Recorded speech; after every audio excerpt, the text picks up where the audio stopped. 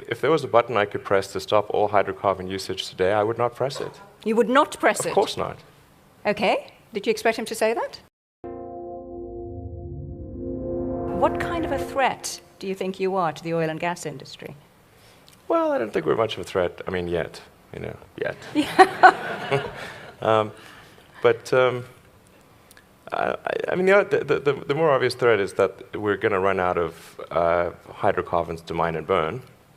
That's rather obvious. I mean, it's not. It's no time soon, judging from the comments we've had this morning. So it's getting harder and harder to find hydrocarbons, and it's getting much more expensive to extract them.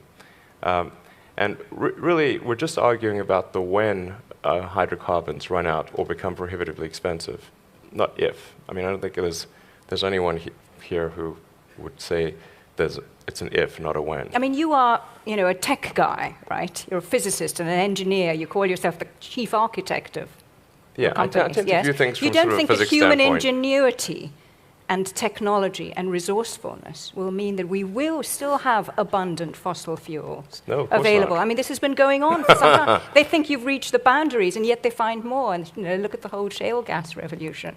There are time extensions on the game, but the game is going to come to an end. That should be absolutely certain, obviously, frankly. But I don't have any fundamental dislike of hydrocarbons. I simply look at the future and say, what is the thing that will actually work?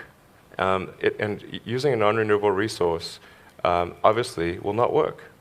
So we must find an alternative. But if there was a button I could press to stop all hydrocarbon usage today, I would not press it. You would not press it? Of course not. You would not press it because... It would cause human civilization to come to a halt. Every hospital would have to close down. That would be ridiculous.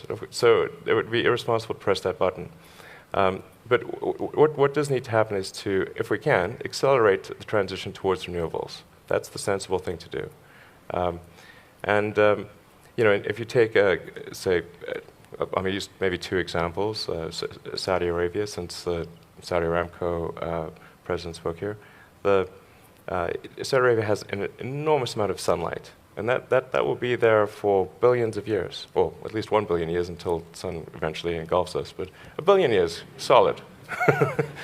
So it seems that investing in the solar resource is the thing that's really going to preserve the long-term future, not so much the oil and gas. I mean, that's a temporary thing.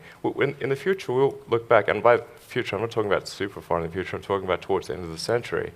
We will look back on gasoline-powered cars the same way we look back on coal, as sort of a quaint anachronism that's in a museum.